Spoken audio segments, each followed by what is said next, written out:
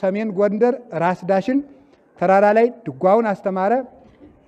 አቡነ አረጋዊ ጋር እየዞሩ ጣና ቂርቆስ መጥተው 2 ዓመት ተቀምጠዋል። ቅዱስ ያሬድ ድጓ እያስተማረ 2 ዓመት ከአቡነ አረጋዊ ጋር ጣና ቂርቆስ ተቀምጧል። ርዕሰ ገዳማቱ አድባራት ጣና ቅዱስ ቂርቆስ።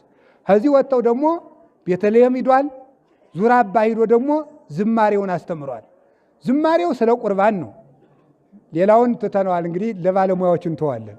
ድጓ ሁሉን የያዘ ነው። ዝማሬ ደግሞ ለቁርባን ብቻ የሰራው ነው። ስጋው ደሙን ተቀብለን እንድናመሰግንበት የሰራው ነው።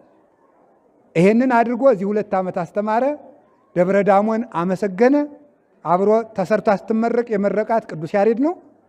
ዙራ አባ ደግሞ ሄዶ ደግሞ ከአቡነ አረጋዊ ጋር ዝማሬውን አስተማረ። ይሄንን ሁሉ አድርጎ ቅዱስ ያሬድ ቃል ኪዳን ተቀብሎ 3 ሽርብ ገመዱ ሳይበጠስ ግንቦት 11 ቀን ከሞት ተሰወረ። ለምን? ቀድምም እያችሁ ነበረ።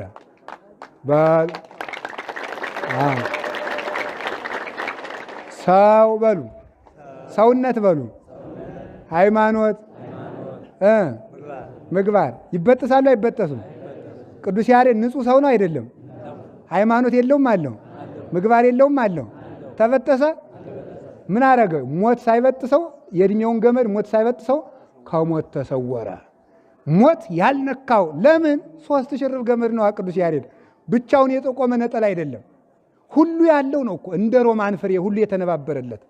ከቄርሎስ ጋር ይተረጉማል፣ ከጳውሎስ ጋር ይሰብካል፣ ከኢሳይያስ ጋር ይተነበያል፣ ከፈለገ ከመላክ ጋር ያዜማል፣ ከመናንያን ጋር ይመንናል፣ ከሰማይታት ጋር መከራ ይቀበላል፣ ከጳጳሳት ጋር ይሾማል፣ ከቀሳውስት ጋር ይቀድሳል፣ ከዲያቆናት ጋር ይራዳል።